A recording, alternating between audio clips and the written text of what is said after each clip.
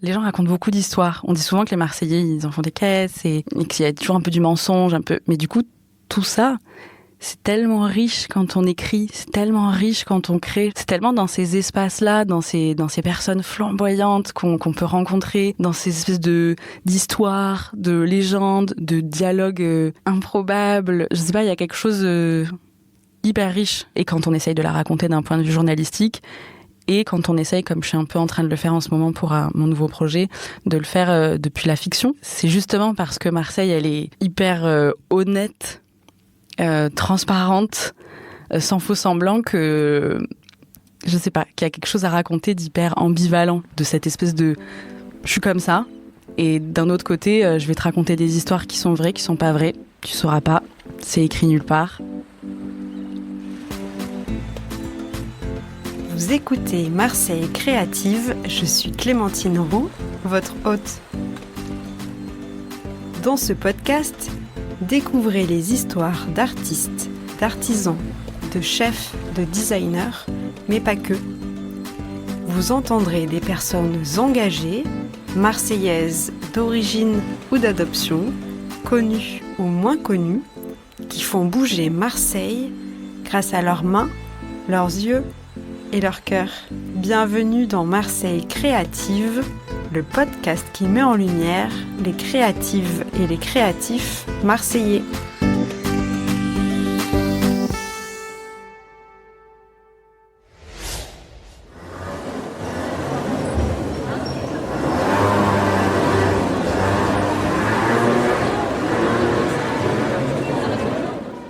Je m'appelle Margot Mazelier et je suis autrice, journaliste, et j'ai également créé il y a maintenant presque 3 ans une structure d'atelier d'écriture qui s'appelle Hors Normes.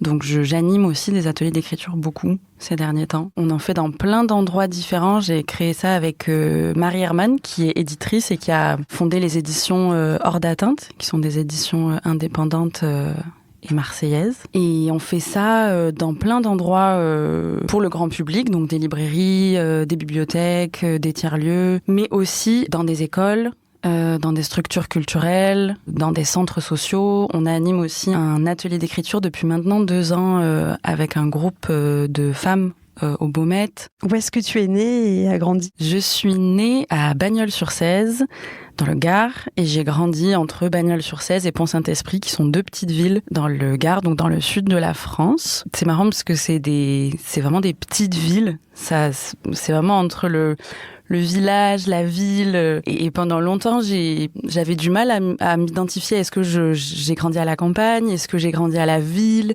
Est-ce que c'est vraiment des espaces périurbain, comme ça, un peu à la lisière de plein de choses. Et c'est vraiment quand je suis partie vivre dans des villes et que je suis revenue que je me suis dit, mais ah ouais, c'est marrant, c'est difficile de s'identifier et de se demander ce que c'est cette identité-là, de ces espaces-là, quoi. Quel est ton premier souvenir de Marseille ? Mon père, quand on était petit, avait un petit bateau, un tout petit bateau, un corsaire, qui restait à Port-Camargue.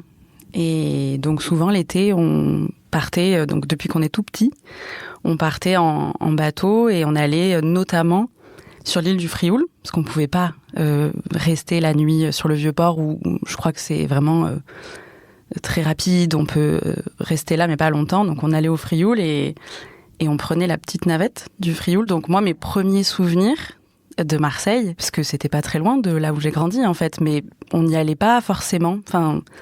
Pareil, ça c'est quelque chose que j'ai réalisé plus tard, à quel point Marseille n'était pas, à l'époque, un endroit vers lequel on allait se projeter, dans lequel on allait aller faire des études, dans lequel on allait pouvoir potentiellement vivre une vie d'adulte dans le sud. Donc on y allait plutôt comme ça, voilà, nous par la mer.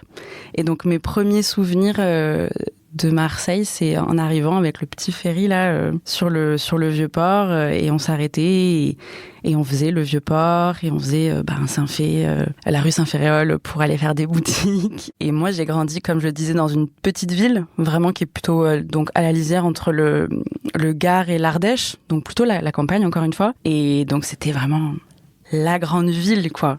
Quand est-ce que tu as décidé de venir y vivre ? Beaucoup plus tard. Ensuite, évidemment, j'y suis retournée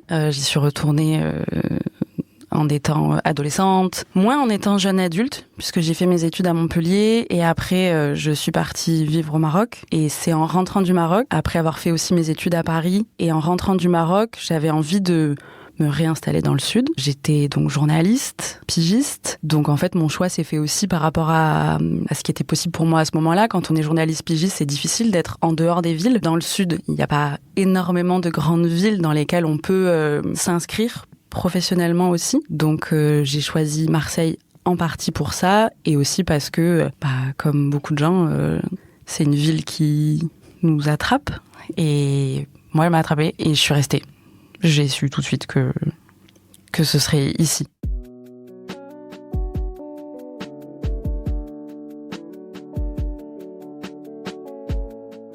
Je suis journaliste depuis pas mal de temps maintenant. J'ai donc commencé ma carrière de journaliste au Maroc. En fait, j'ai fait un tout premier stage à Tel Quel, qui est un média marocain francophone. Après, j'ai quitté le magazine pour notamment commencer ma carrière de pigiste. Enfin, il faut que j'arrête d'utiliser ce mot carrière, ma trajectoire de journaliste indépendante. Et donc, je suis partie en Afrique de l'Ouest. Et là, j'ai commencé à piger et à être un peu ce qu'on peut appeler une correspondante. Donc là, j'ai commencé à piger pour des médias français notamment. Puis je suis rentrée à Marseille. À ce moment-là, j'ai travaillé en parallèle avec une association qui traite de l'histoire et des mémoires des migrations à Marseille. Donc il y avait quand même une suite dans les sujets que je traitais, surtout ces sujets qui concernent la Méditerranée, l'histoire coloniale aussi de la France et décoloniale. Donc c'est des choses que j'ai pu aussi continuer à traiter ici. À Marseille. Et évidemment, depuis toujours en filigrane, j'étais très intéressée et proche de tout ce qui concerne les questions de genre, les questions d'égalité. Et donc, en fait, c'est un petit peu comme ça qu'est arrivé le projet de Marseille trop puissante. Et donc, mon premier livre, avec cette casquette de journaliste, cette seconde casquette qui est quand même un peu différente dans, justement, le processus créatif, la façon de voir les choses, de les analyser. Et ensuite, ces animations d'ateliers d'écriture qui sont un peu le pendant de tout ce que je peux faire aussi en tant qu'autrice, je trouve. De donner la possibilité à d'autres d'écrire, de donner la possibilité à d'autres personnes de se raconter. Enfin, je dirais quelque chose quand même autour du récit, de manière générale, de raconter des histoires, mais aussi voilà, d'être capable de déplacer l'écriture à un endroit aussi où on peut se raconter soi-même. Aujourd'hui, je vois ça vraiment comme quelque chose qui fonctionne vraiment ensemble. Les ateliers d'écriture, ça me fait avancer. Ça me fait écrire différemment, ça me fait voir l'écriture différemment, ça me fait écouter différemment. Pareil en tant qu'autrice, je trouve que quand on écrit des projets comme ça plus longs, quand on met en récit des choses, quand on sort du même si je reste dans le réel quand j'écris un essai, puisque j'écris en tant que journaliste, mais je trouve que raconter des histoires, et surtout raconter des histoires sur Marseille, autour de Marseille, à propos de Marseille, ça demande vraiment de s'intéresser à ce qu'on raconte, comment on le raconte, qui le raconte. C'est encore différent d'un travail journalistique pur et factuel.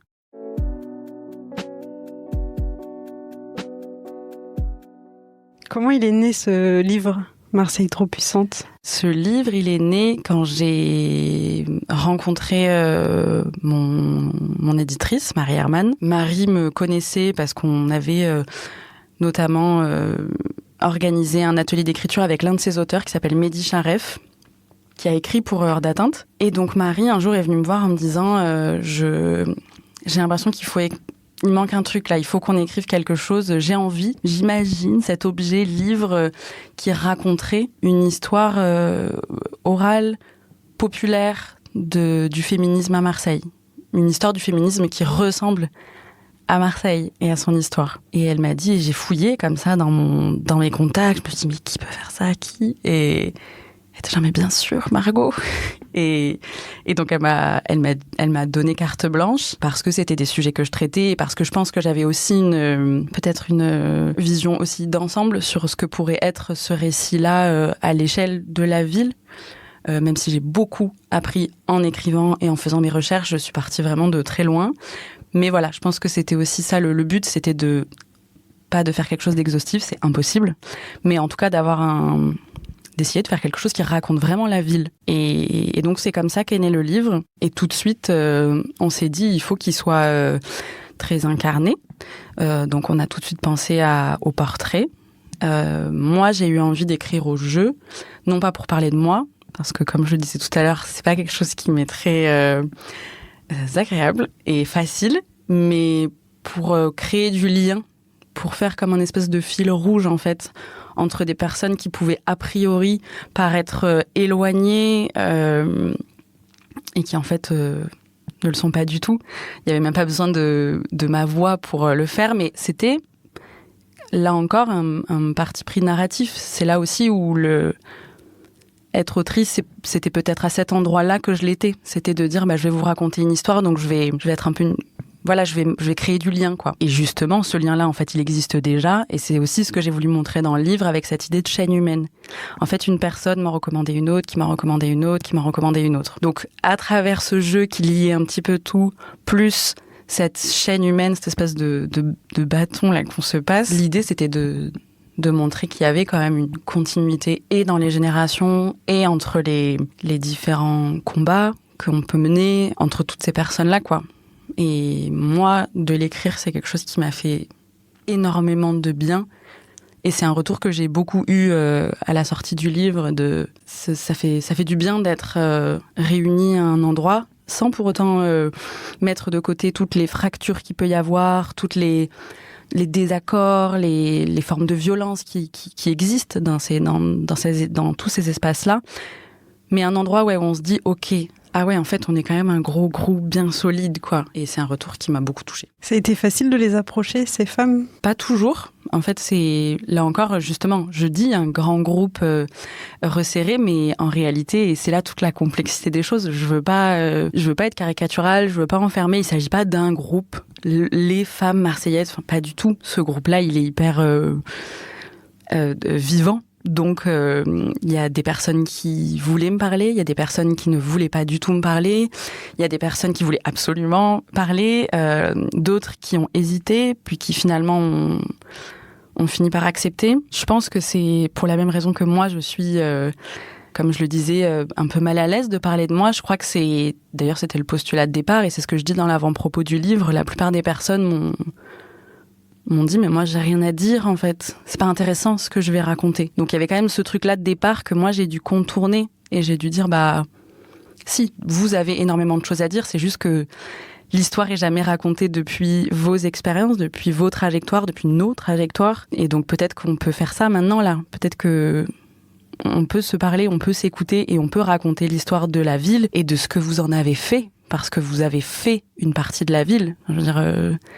À Marseille, le tissu associatif au sens large, même tout ce qui est informel, c'est le cœur de la ville, mais pour des mauvaises raisons, parce que c'est une ville qui a été abandonnée en fait pendant très longtemps par les pouvoirs politiques, et donc ce tissu-là, il est hyper important. Il a déplacé la ville, il l'a tenu, il l'a fait tenir à plein d'endroits, et donc si votre récit, il est hyper important. Et ce que j'ai voulu faire dans le livre, c'était de mélanger à la fois ces récits-là de militants, ou en tout cas dans l'action, mais aussi les trajectoires intimes des personnes.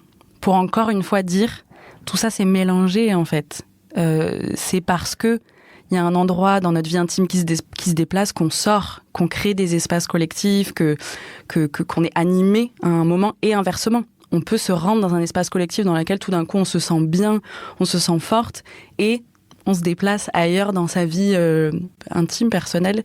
Donc c'était un peu ça le but, c'était de dire, mais si, on a des choses à se dire, et le fait est que le livre, il existe, et que mon éditrice, elle m'a arrêtée en plein vol en me disant stop, il faut arrêter, ça va être trop long, personne va le lire. Parce que j'avais envie parce qu'en fait, c'est toujours pareil. Enfin, quand on donne pas la parole aux gens, quand on donne pas la parole aux femmes, quand on donne pas la parole à toutes les personnes qui ont tendance à être invisibilisées, en fait, il y a beaucoup d'histoires à raconter, quoi. Donc moi, j'ai eu une espèce de truc de montagne comme ça. Et en fait, ce qui a beaucoup aidé aussi, c'est que cette idée-là de chaîne humaine, elle permet aussi de créer une confiance, puisque j'arrivais jamais, moi, toute seule, avec mon individualité, mon regard sur les choses. J'arrivais à chaque fois avec une nouvelle femme avec moi, une nouvelle personne, parce qu'il y a des femmes, il y a des personnes non-binaires aussi. Et donc, à chaque fois, j'arrivais avec une nouvelle personne. Et ça crée comme ça, à chaque fois, un lien de confiance aussi. Donc, je dirais que ça a été plutôt facile. Ça a été plus facile que difficile. Quand est-ce que tu t'es dit, et ça sera la dernière personne que je vais interroger? Alors c'est vraiment, c'est vrai ce que je vais dire, mais c'est quand j'ai interviewé les deux dernières personnes qui clôturent le récit. Deux jeunes femmes dont le prénom est modifié dans le texte, mais que dans le texte j'ai appelé Hanen et Siem, qui sont deux meilleures amies. Au moment où je les interviewe, elles ont pas encore 18 ans. Elles sont au lycée. Et ces deux jeunes femmes assez incroyables, qui ont une vision du féminisme très différente, une façon de le penser, une façon de le vivre, une façon de l'incarner très différente, et qui pourtant ont une immense tendresse, une capacité d'écoute vis-à-vis de l'une et de l'autre assez impressionnante pour leur jeune âge. Et donc je les ai rencontrées toutes les deux, et elles ont eu des parcours de vie très difficiles, assez violents notamment, et donc elles me parlent de tout ça aussi, mais je sais pas, il y avait quelque chose d'hyper, moi je trouve, puissant dans leur capacité à être ensemble, à s'écouter, à se respecter, et elles m'ont beaucoup touchée. Et l'une des deux m'a dit d'ailleurs en partant, et je l'ai écrit dans le livre, elle me dit merci, en fait on m'a jamais écoutée comme ça. Et à ce moment-là, je me suis dit mais c'est justement pour ça que ce livre il existe en fait, c'est parce qu'il fallait juste écouter. Moi je suis juste là pour ça en fait, je suis juste là pour écouter et donner à d'autres personnes qui voudront bien le lire cette histoire-là, et en fait de les avoir vues, je me suis dit mais si elles sont capables de faire ça, on est tous capables de le faire. On est tous capables d'être en désaccord et de s'écouter, et notamment dans les milieux féministes qui ont tendance quand même aussi parfois à reproduire des formes de violence dans ces espaces-là, et donc j'ai trouvé ça je les ai trouvées impressionnante en fait, et je me suis dit ça y est, c'est bon, voilà, j'avais beaucoup de personnes, j'ai fait ça à la fin de mon terrain, on va dire, et vraiment quand je les ai rencontrés, je me suis dit je veux finir là-dessus, je veux raconter cette jeunesse-là marseillaise, je veux montrer à quel point c'est elles maintenant qu'il faut écouter, en tout cas moi c'est ces récits-là que j'ai envie d'entendre aujourd'hui.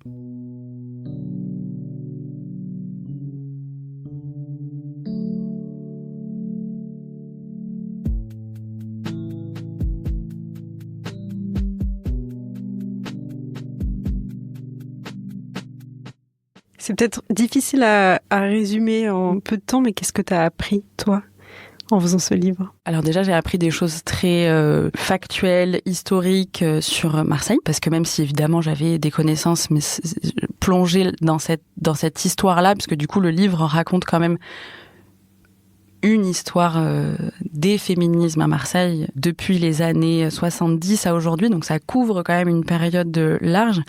Et j'ai appris déjà à quel point Marseille est une ville avant-gardiste en fait.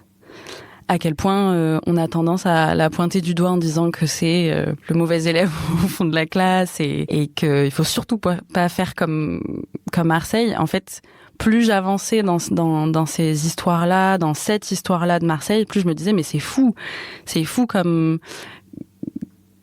à chaque fois, je pense aux luttes antiracistes, je pense aux luttes queer, à quel point on était en avance, à quel point aujourd'hui on parle beaucoup de lutte intersectionnelle, de convergence des luttes, et Marseille, de par son histoire, tout simplement, a été obligée très tôt, en fait, de lutter ensemble. Ces luttes-là, pas qu'elles convergent, c'est qu'elles cohabitent en permanence, quoi. Et donc ça a été vraiment moi, en tout cas, j'ai découvert ça, entre autres.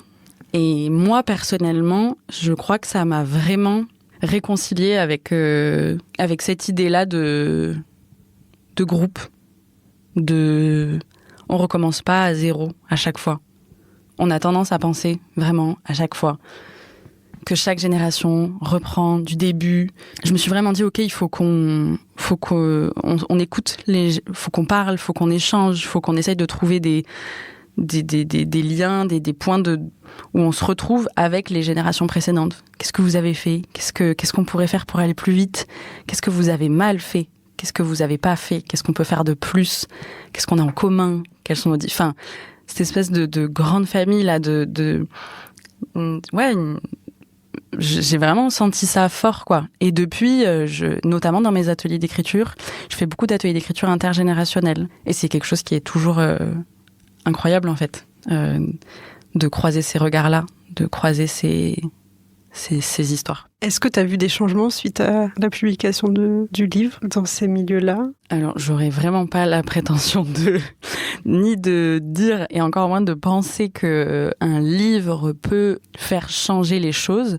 Mais je pense, en revanche, que ça a permis de créer des espaces, parce que j'ai beaucoup porté le livre à sa sortie. J'ai fait vraiment beaucoup de rencontres. Je l'ai mis en scène aussi avec Média Vivant, qui est un média qui malheureusement n'existe plus, mais qui faisait quelque chose de vraiment très très chouette. Les journalistes venaient sur scène et racontaient, mettaient en scène leur enquête. Et donc ça a été un très beau moment. Certaines personnes du livre sont venues sur scène parler de leur histoire elles-mêmes. Et en fait, tous ces espaces-là, ça a été vraiment des espaces qui, je pense, ont permis à des personnes de se croiser, de s'écouter, de se retrouver. Il y a pas beaucoup d'espaces. Déjà, il y a peu d'espaces quand on est une femme queer, quand on est une femme racisée. Il y a des personnes aussi qui racontent très bien dans le livre quand on est une femme en situation de handicap aussi. Enfin voilà, un espèce d'espace, j'espère au moins, en tout cas l'avoir créé, des espaces où on se rencontre, où on se croise. Et il y a eu plein de belles anecdotes, rencontres pendant ces moments-là. Justement, de personnes qui se disaient, mais par exemple, une personne qui, depuis des années, accumule toute la mémoire des luttes lesbiennes à Marseille.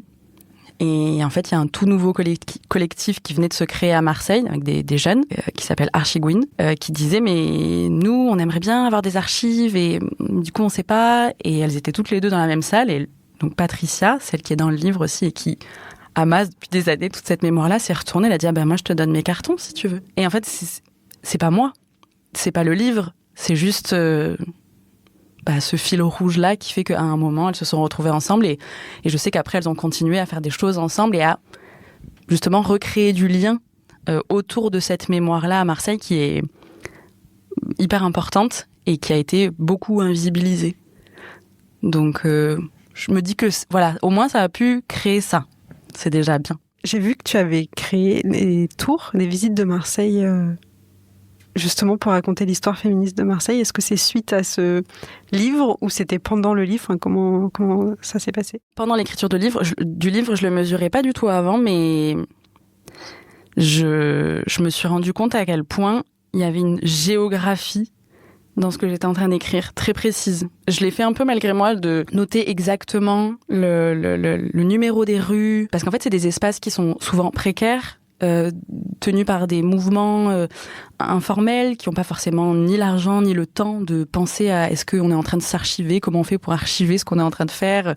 Donc souvent, c'est des lieux qui disparaissent et la mémoire des lieux, elle est hyper importante. Et donc en fait, je me suis dit, mais c'est fou, c'est hyper géographique, il y a vraiment une carte sensible qui est en train de se dessiner. Donc après la publication du livre, parmi les retours que j'ai eus aussi, mais c'est fou, je savais pas non seulement qu'il y avait eu cette histoire à Marseille, mais encore moins à l'échelle de mon quartier, voire même de ma rue. Il y a des gens qui me disaient, mais je savais pas, j'habite au numéro suivant, voir le même immeuble, et je savais pas qu'ici il y avait le tout premier local du planning familial. Et encore une fois, il est question de... Quand on est une femme dans l'espace public, on sait à quel point c'est dur. On sait à quel point on est dans des espaces où on est sans cesse représenté de façon hyper sexualisée sur les pubs, voire pas représenté du tout. Quand on sait qu'il y a très peu de noms de femmes, par exemple, dans les noms de rue. Savoir ça, marcher ça vaut ce que ça vaut. Encore une fois, c'est des petites échelles, mais c'est quand même quelque chose de savoir qu'on marche, on se met en mouvement dans des espaces dans lesquels d'autres femmes se sont mises en mouvement et ont fait des trucs incroyables. Je pense au MLAC, je pense au planning familial. Enfin, c'est voilà. Moi, en tout cas, je sais que j'aime savoir ça et je voulais vraiment le raconter. Et donc, j'ai fait une carte sensible que j'ai publiée dans une revue où on voit les points, mais qui sont quasiment des points parfois invisibles, quoi.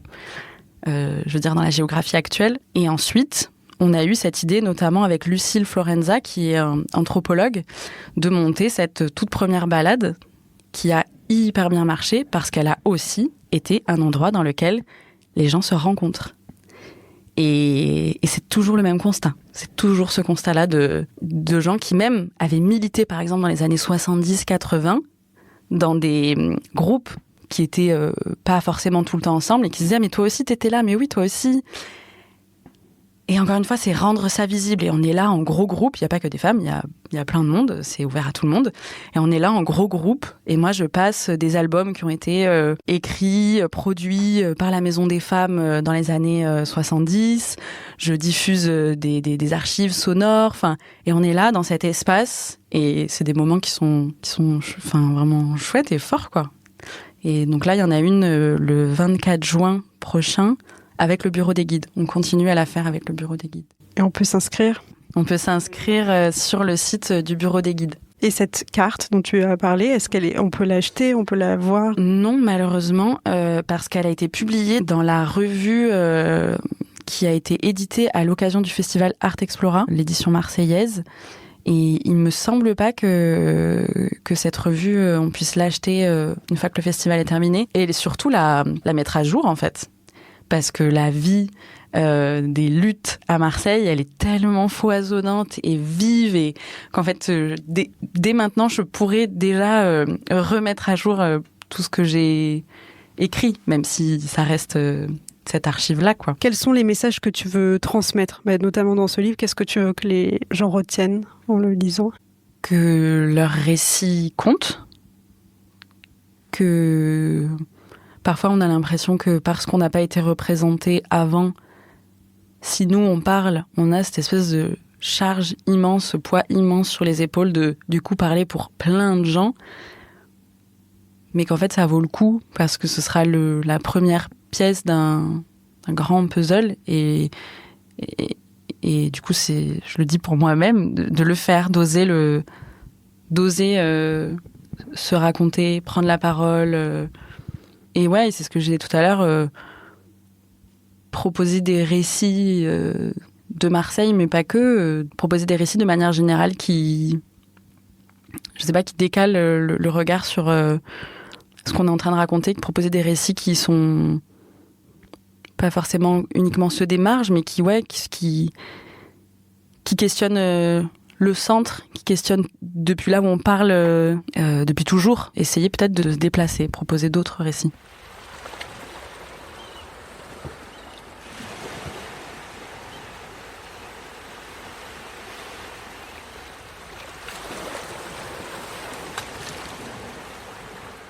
Est-ce que Marseille nourrit ta créativité ? Et si oui, comment ? Bah oui, Marseille nourrit ma créativité, évidemment, puisque je vis ici, que on écrit toujours avec ce qu'il y a autour de nous, en fait. Et pour le coup, à Marseille, il y a quand même il y a beaucoup de gens qui créent. Alors, depuis Marseille, sur Marseille, donc oui, forcément... j'évolue dans tout ce contexte-là. Et oui, Marseille, elle est forcément... alors, j'ai du mal j'ai pas envie de personnifier Marseille, mais Marseille en tant que ville, parce que c'est une ville qui met en permanence en mouvement. C'est une ville tellement vivante, tellement faite de façon négative et positive, de fractures, de complexité. Ouais, je crois que c'est vraiment une ville qui met en mouvement en permanence et les émotions et les sens et le corps aussi beaucoup. C'est forcément une ville qui m'inspire. Et moi, je passe quand même pas mal de temps à C'est un peu mon truc préféré dans la vie, à observer, à écouter. Je sais que c'est pas bien d'écouter les gens à leur insu au café et dehors, mais je trouve que Marseille, encore une fois, parce que c'est une ville qui échappe un peu à... Je trouve qu'à Marseille, en fait, on raconte beaucoup d'histoires. Les gens racontent beaucoup d'histoires. On dit souvent que les Marseillais, ils en font des caisses et qu'il y a toujours un peu du mensonge, un peu. Mais du coup, tout ça, c'est tellement riche quand on écrit, c'est tellement riche quand on crée, c'est tellement dans ces espaces-là, dans ces personnes flamboyantes qu'on peut rencontrer, dans ces espèces d'histoires, de légendes, de dialogues improbables. Je sais pas, il y a quelque chose hyper riche. Et quand on essaye de la raconter d'un point de vue journalistique, et quand on essaye, comme je suis un peu en train de le faire en ce moment pour mon nouveau projet, de le faire depuis la fiction, c'est justement parce que Marseille, elle est hyper honnête, transparente, sans faux semblant, que je sais pas, qu'il y a quelque chose à raconter d'hyper ambivalent, de cette espèce de je suis comme ça, et d'un autre côté, je vais te raconter des histoires qui sont vraies, qui sont pas vraies, tu sauras pas, c'est écrit nulle part, et j'aime bien ça. Est-ce qu'il y a des figures marseillaise qui t'inspire? Il y en a beaucoup. Évidemment, il y a beaucoup de personnes que je rencontre au quotidien. J'en ai pas parlé, mais j'ai une chronique dans Mars Actu, une chronique mensuelle qui s'appelle Marseille fait genre, où je fais des portraits. C'est un peu la continuité de Marseille trop puissante. Je fais des portraits de personnes qui luttent d'une façon ou d'une autre à Marseille. Et donc, je rencontre tout le temps des gens qui m'inspirent énormément. Donc je vais pas forcément faire la liste ici, mais peut-être plus d'un point de vue les autrices, les personnes qui écrivent, peut-être, je peux aller de ce côté-là. Je pense à des personnes comme Françoise Ega. Françoise Ega, elle a écrit un texte qui s'appelle Lettre à une noire. Elle était martiniquaise, elle est arrivée à Marseille dans les années 50 et elle raconte dans ce texte, qui est un peu comme un journal, le fait qu'en fait, dans les années 60, des centaines de jeunes femmes arrivent des Antilles et sont embauchées par des familles bourgeoises marseillaises et travaillent et vivent dans des conditions vraiment dures. Et donc elle s'emploie, elle fait ce métier-là et elle le raconte. Et c'est un très très très beau texte sur Marseille à cette époque-là, et encore une fois sur un Marseille qui n'est pas raconté dans les textes qu'on a l'habitude de lire. Et c'est un texte que je trouve magnifique, et c'est une personne que je trouve incroyable. Il y a un comité qui s'appelle le comité Maméga qui travaille beaucoup à raconter et à faire perdurer la mémoire de cette autrice-là, qui était aussi une militante, qui est quelqu'un qui a beaucoup œuvré aussi à l'échelle de son quartier à l'époque. Et de manière plus récente, parce que je trouve qu'encore une fois, c'est intéressant de faire des liens aussi entre ces textes-là qu'on redécouvre parfois tard malheureusement, et des textes plus récents. Je pense à une personne que je trouve absolument incroyable, qui s'appelle Myriam Loussif. Myriam Loussif, elle a maintenant, je pense, 19 ans, et elle a écrit son tout premier recueil, qui s'appelle Tiens bon, ne lâche rien, qui a été publié chez Hors d'Atteinte. Et Myriam est une jeune femme absolument épatante. Enfin, moi, à chaque fois que je la vois, je me redis la même chose. Je me dis, mais quel regard elle a sur le monde, quel regard elle a sur Marseille, sur ce que c'est que d'être une jeune femme aujourd'hui. Et donc, elle a écrit un très beau texte sur... un très beau recueil, de textes sur tout ça, sur à la fois les violences qu'elle a pu rencontrer dans sa vie, notamment parce que c'est une jeune femme qui vient d'un quartier populaire, musulmane, qui porte le voile. Donc elle raconte tout ça, ce que c'est aussi que vivre sa vie avec les discriminations qui peuvent aller avec tout ça. Et en même temps, c'est un texte tellement beau sur l'amitié, sur la force de l'écriture. C'est vraiment magnifique. Rien que le titre Tiens bon, ne lâche rien. Je le trouve très beau. Donc voilà, je conseille vraiment la lecture des poèmes de Myriam, qui est donc une poétesse marseillaise.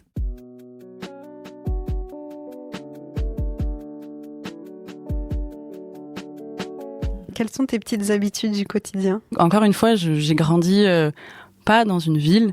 Donc moi, aujourd'hui, j'ai des habitudes de citadine que je chéris. Parce qu'en fait, j'adore l'ébullition qu'il peut y avoir dans la ville. Et donc, j'adore aller boire des cafés et suivre le soleil, et donc changer de café en fonction de là où il y a le soleil. Et comme je le disais tout à l'heure, m'inspirer des conversations, des gens, être une petite souris et regarder et écouter. Je vais beaucoup marcher sur la corniche. Je prends mon vélo, je trace et écrire, c'est quand même quelque chose d'assez...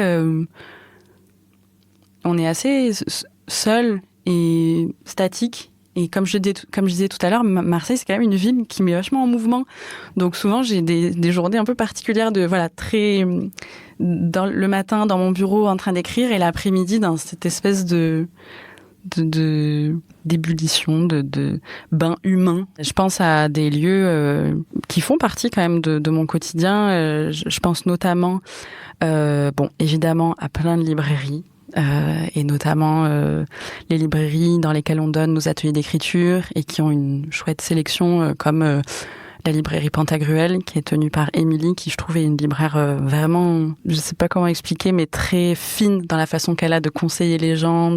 Et sinon autour des livres, moi un espace qui est quand même important dans ma vie de professionnelle, si on peut dire, c'est le Centre international de poésie de Marseille qui est à la Vieille Charité et qui est tenu par une autre femme incroyable qui s'appelle Julia Camin et qui tient cet espace d'une façon assez impressionnante. Donc c'est vraiment, je sais pas si tu connais, c'est un espace assez petit et donc avec des titres à la fois très connus et des choses beaucoup plus pointues, secrètes. Et elle travaille vraiment à faire rentrer dans cet espace des textes que, encore une fois, des voix de femmes oubliées ou qu'on n'a pas considérées pendant longtemps comme ayant sa place dans ce genre d'espace-là. Donc j'aime beaucoup ce qui se joue de façon invisible dans cet espace et j'y ai écrit une bonne partie de Marseille trop puissante parce que j'habitais dans le Panier à cette époque-là. Je pense aussi à Chez Toili, qui est tenu par Karim. C'est un espace qui est à côté de la gare. Et Karim a créé, je trouve, un espace qui ressemble beaucoup à ce qu'on peut vivre quand on est à Marseille, avec plein de gens très différents. Mais à Marseille, je trouve qu'il y a de moins en moins d'espaces dans lesquels tout le monde peut se retrouver, où vraiment tout le monde est bienvenu, où il y a une vraie mixité. Souvent, on cohabite, on est côte à côte, mais ces espaces-là, réels, où il y a tous les publics qui se rencontrent, c'est assez rare. Et chez Toili, c'est le cas. Il y a plein de choses. C'est à la fois un café, resto, il y a un patio, donc il y a un extérieur, et il organise plein de choses. Des choses très différentes avec des artistes, avec des associations. Donc c'est à la fois festif, à la fois culturel, très engagé. Enfin vraiment c'est un espace très chouette que j'aime beaucoup. On va passer au portrait marseillais. Si tu étais une odeur. Quand je suis arrivée, je me suis installée dans le Panier et j'habitais juste au-dessus d'un four à navette. Et du coup tous les matins, je me levais et il y avait cette odeur-là que moi j'avais pas encore complètement associé à Marseille. Et là j'y pense, mais c'est marrant parce que en disant ça, je me rends compte que c'est pas du tout l'odeur que j'associerais aujourd'hui à Marseille. Comme je le disais tout à l'heure, à Marseille, il y a un peu tout en même temps. Donc cette odeur-là, elle serait forcément associée à une autre odeur. Je dirais peut-être celle de la rue, des pots d'échappement, de tout ce que la ville peut créer aussi.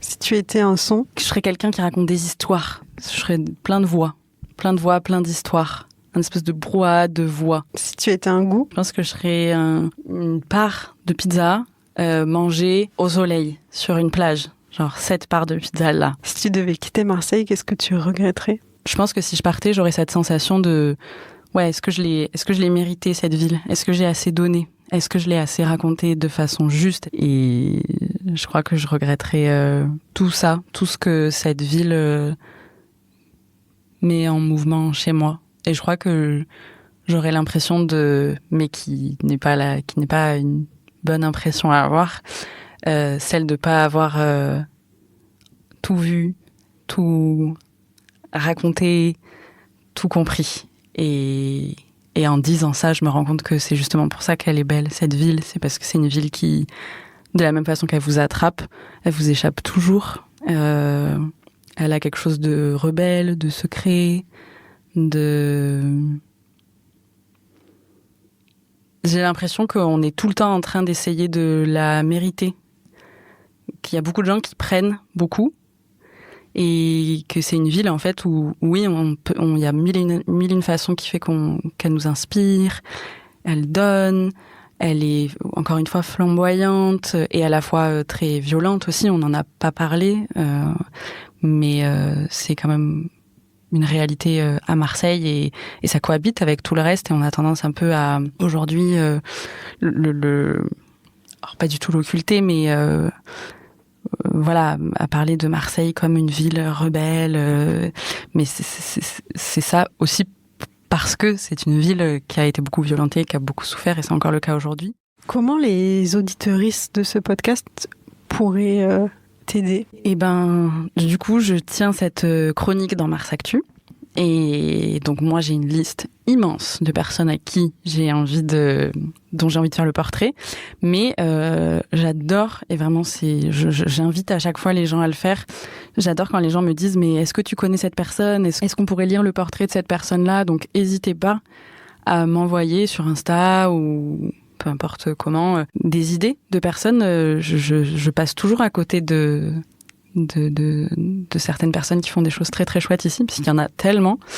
Donc voilà, peut-être ça pourrait être ça. Est-ce que tu as un message à faire passer aux auditeuristes ? Je dirais, un peu par rapport à tout ce que j'ai dit au sujet du livre, du fait de se raconter, d'oser peut-être raconter la façon dont nous on voit les choses, raconter le monde, oser créer, oser que ce soit dans l'écriture, peu importe, notamment quand on est une femme, oser prendre la parole, oser produire des récits qui nous ressemblent, qui nous semblent être les plus justes. Et je le vois avec les enfants que j'accompagne dans les ateliers d'écriture. Quand je leur dis que j'ai écrit, ils sont genre « Ah bon ?»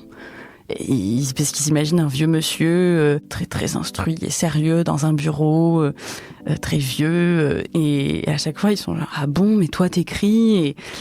Et ouais, en fait, je crois qu'on a vraiment besoin que d'autres personnes osent prendre la parole, osent produire des récits, quels qu'ils soient, peu importe la façon qu'on a de raconter les histoires, mais d'oser le faire.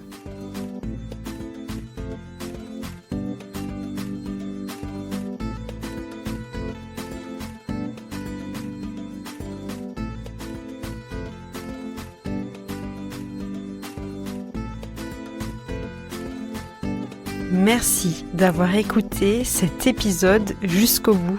Pour m'aider à le faire connaître, n'hésitez pas à le partager autour de vous et à mettre 5 étoiles sur Spotify et Apple Podcasts. D'avance, un grand merci pour votre soutien et je vous donne rendez-vous dans 15 jours pour un nouveau portrait marseillais. À bientôt!